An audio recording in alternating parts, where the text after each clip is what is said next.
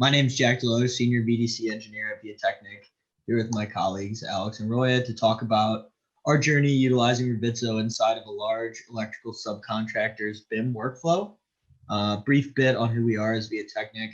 So we're a BIM consultant who works alongside owners, architects, engineers, and contractors to aid in their VDC strategy and modeling production workflows. So let's start with the problem statement here of what we're trying to address with this particular client. So how do we build more constructible models that require less rework? That is rework in the field, recoordination of BIM in areas due to maybe faulty initial BIM design, or even rework in the fab shop due to incorrectly scheduled or sometimes just plain wrong spool sections. A quick project background for a bit of context on this case study. So we deployed this workflow on a 20-gate expansion at an international airport for a large electrical contractor. The BIM scope on this project for us was to model all electrical raceway in the expansion space.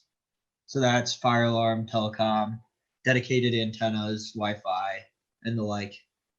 So some key client BIM operations objectives included coordination of medium low voltage system and subsequent creation of spool and layout drawings, a successful handoff of these coordination documents to some of the clients' install subcontractors who are subbed out, executing total station point layout for embedded hangers and sleeves, a clean handoff of prefab bill of materials, build sheets, and the like to manufacturing, and ultimately successful on-time delivery of our logistics packages built in the field and purchased, or built in the manufacturing shop and eventually shipped to the field for install. A quick sidebar as we dive into the meat of the presentation. I'll start out explaining high-level strategy and vision developed between Viatechnic and the client on this project, and then we'll ultimately hand off to Roy and Alex to explain how the nuts and bolts of the strategy actually worked using Revitso. So for a bit of context, I had been working on this particular project for about 6 to 8 months, and the client and I agreed that we needed some backup from the Viatechnic side to make this Revitso implementation vision a reality. So let's talk through the workflow we had in place as we kicked this job off. So very typical workflow with the GC federating all trade models and Navisworks from their native trade file exports. The GC runs clash detection and delivers issues for resolution to the team. Then there's some level of viewpoint issue capturing by the general contractor for issues not related to clashing geometry. And kind of at the same time, as our electrical BIM team is looking to capture viewpoints as well to hone in on specific scope objectives that we want to get resolved. So at this point, we're thinking, okay, we're ready to start sheet production. We complete sheet annotation and we set up a Bluebeam Studio session for the field team to do a 2D drawing review. We get back minimal comments from the field team, update our model, build the job. So obviously this is a totally idealistic workflow, and I'm sure probably most of us here on the BIM side are used to being slung back during this 2D sheet review somewhere between clash detection and our model-based QC review, if we're even lucky enough to get a field team who wants to look at sheets before they're ready to build.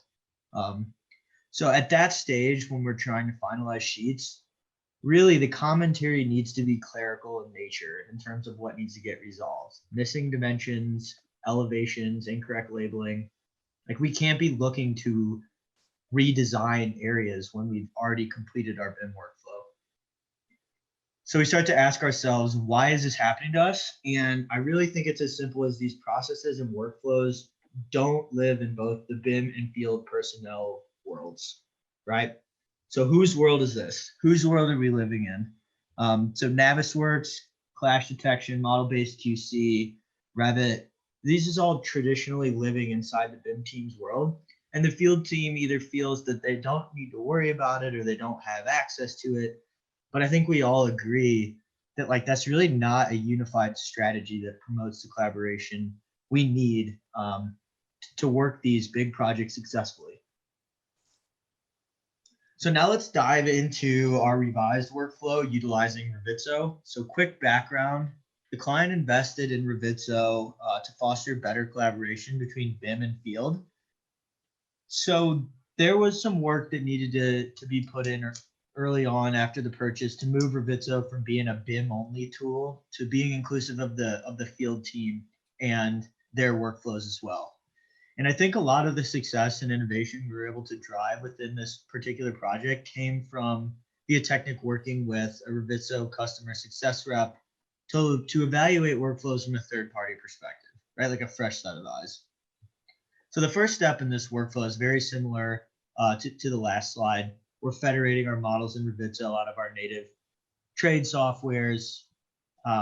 Next, we utilize the GC's federated NWD. We import clashes. We import working views, the stuff we need to get from the greater coordination team. And we bring those into our Revitzo Hive.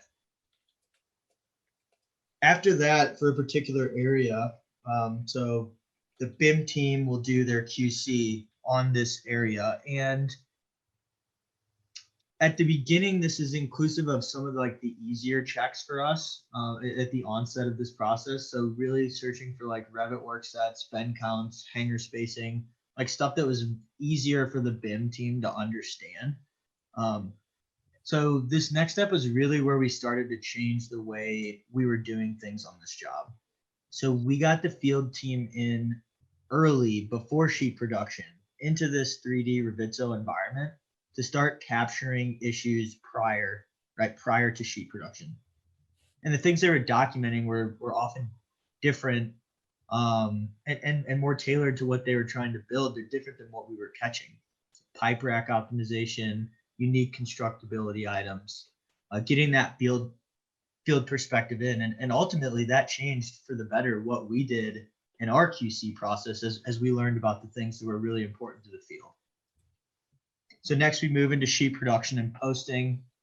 So all QC items were addressed and we were able to have a one and done submission for sheets because we knew the field team was already bought in on it. And then you go out and build the job, right? So saving us that heartache of going backwards due to our own lack of planning as one team as to how we're going to get effective sheets out. And why does this work? Because we're all operating in one hub. The world is ours. We're sharing it. We're all working out of the same platform. There's just more visibility, more accountability. So now I'm going to pass it off to Alex to get a little bit more into the details of how this process worked inside the Revitzo environment. Yeah, so initially we were just taking mountains of issues and dumping them over to our modeling team. And we've, while this is communicating things that need to get fixed, it's not the best way to get people collaborating in an efficient manner to resolve things in a timely fashion. So tags are what we found to be really key to all of these processes and elevating your Revitzo usage. We're going to show you a few of them, but there are many more. You can create a tag for just about anything. Our most common tags were what model, what area, and what zone it was in, which is how we were breaking our areas of work down. This is also crucial for getting really good data in the reports, and Roy's going to highlight some of the importances of that later on in the presentation. Stamps was a really great feature. One of the things that was extremely exciting and encouraging to me was the ability of the electrical contractors field team and BIM team to use these stamps effectively in communicating issues to us, and greatly enhanced our ability to pass things along to our modeling team. Here you can see an example where we have too many bends. And so instead of sending a bunch of emails and calls and back and forth, it's as simple as the field foreman or the BIM manager going through, placing a bunch of stamps saying, hey, fix this. And then it's not a bunch of drawings that show up inconstructible to the job site. It's a constructible model that we can produce prefab drawings off of and fully support the field team, bearing in mind that the goal of BIM is to build something, not make a pretty model. So it's really important to note that correct delivery of information is essential to all of these processes. This is how you're used to probably sending something to someone. Well, maybe back in the old days, not today. This is how we send something to someone. So you can see that you know, the sender is Danny Davis, and he has a return address there, just like you would on a traditional letter. It's sent to me, and this is telling me what area the issue's in, what model the issue's in, what zone the issue's in, and what system the issue corresponds to. And so this is a really great way to tie it all together. You can see the tags there down there that correspond to the issue in that particular ID or embedded in a stamp or whatever it is. And this really allowed us to filter through issues, assign them efficiently to team members, and get a better resolution.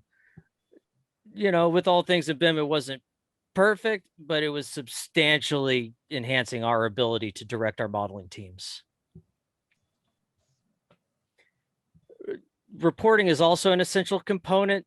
Reporting by priority was very helpful. Towards the end of the project, we realized that we could leverage the priority feature for something that maybe it wasn't intended for, but was extremely useful to us. We had our modeling team leads fly through a given area and just real quick in a couple of seconds. Hey, how long is it going to take to fix this issue? Is it going to take 5 hours, 3 hours, 1 hour? Slap a priority on it. And then we can filter for those priorities in our reports. And so you can see I have 30 critical issues assigned to me here. If a critical issue takes 5 hours, I know that's going to be 150 hours to solve. So that's several weeks for one person, or we need to supplement our modeling effort. There were times throughout the process where we didn't feel that the timelines we were committing to were reasonable, but we had no substantial evidence to say, hey, here's what I have to do. This is the time I have to do it in. I need more time. Now we have concise metrics where we can say this is exactly, and we can commit to this. And it's not committing to a date and then getting to that date, say, oh, well, we didn't get it done. It's, we will be done by this date. And we found it to be incredibly productive and valuable. And now Roy is going to tell you a little more about the exciting reporting features in Revisto. Thanks, Alex. So yeah, I'm going to talk about reporting in more details. We created dashboards and charts for the areas that we were coordinating in. And inside of each one of the dashboards is where we can see different charts. And charts are where we really drill down into data to begin to show who has the issues and what are the statuses. For example, in this slide, we can see dashboarding by area. So we basically use this graph to communicate progress in one area. We found two main advantages of the area dashboards. First of all, we are using these area dashboards to report a status on area, so we can give everybody a high-level picture of how the area looks and feels. But there is other insight that we can take away from the dashboard, like who are the key players focusing on the area. So if someone is working on the area and not understanding the model development question, they know who to go based on who is resolving the issues, so they can get a better answer quicker. After creating the charts, we started to schedule the information to be delivered to a certain group of individuals at a given time. And our reports automatically update based on the properties and the filters that we set in the reporting tools. Anyone inside of the project get the reports only and just in the areas that we were coordinating in. Our goal basically is to give the right information at the right time. And also there is no need to have Revisto license to receive the reports, because the reports are in PDF format and they will be sent to your email. Another important thing that we worked on are line graphs. So the line represents a certain type of data that can be filtered through our filtering methods. Here we are looking for open issues on area 9. And also I want to talk about our workflow. We use tags information as a way to chart the progress of issue tracking throughout the project. Here you can see, like, from February 21st to February 28th, At that moment of time, our model development is good. Like we know that trade coordination models for all the trades are high. And when we get to February 28th, that's where we say, okay, we know that our model development is high. So now these models are clashing against each other. And we didn't want to run clash detection when the models were in development period, because it was just wasting of time for us. Between February 28 to March 7, we are resolving the issues. And as you can see, the number of issues are decreasing. Between March 7 and March 14, the curve is flattening a bit. And the reason is we are creating QC issues internally as a BIM team, as we are resolving some other remaining clashes. And at the end of the graph, we can see a bump up, which shows we got input from the field. We didn't just send what we thought was good. We double check with the field team, and they ask us for fixing issues. And after fixing them, the issues are gone. So a few quick insights I want to hit on, and feel free to chime in, Alex and Roy, as we go. So, one of the things we talked about in depth with our customer success rep at Ravizzo, right? Like we like this program a lot. That's no secret, but I think we both agreed that like getting the right software was only part of the solution. We talked about how our client purchased this software, yet it was living only in the BIM team's world for months until we deployed the right process and got the right people, Alex and Roya and our customer success rep, Travis from Ravizzo, into the process to make it work, right? So proper execution more than anything else, that's what optimizes this program. It could be the backbone, but if you don't have the right people in the room who can set up these processes for your MEP teams, it's not going to work as well. Yeah, I would all say that tailoring the approach to the client is also essential. You could be delivering the best solution ever, but if it doesn't work for the client, then it's just no good. And we experienced that firsthand with both successes and failures. We had some lessons learned, and that's part of what perpetuated our growth with Ravisto, because there were places where we wanted to do better. Yeah, totally agree. Another big insight for us, and I'll kind of like lump these next two bullet points together, but there's a big difference between merely tracking an issue and then taking full advantage of what this platform has to offer to drive your process and schedule. So by utilizing tags to designate areas so we could strategically attack them as they fell in line with critical path on the schedule, both field and BIM, using our automated report out features to show the field team our live BIM progress in specific areas over time, so they would know, oh, they only have 10 open issues left in Concourse 9. I know that means that I now have 4 days to go through my field team QC, right? And so that timely delivery of information, utilizing the backbone of tagging and metric tracking, allowed us to paint a much clearer picture and deliver the right information at the right time, showing health of the project.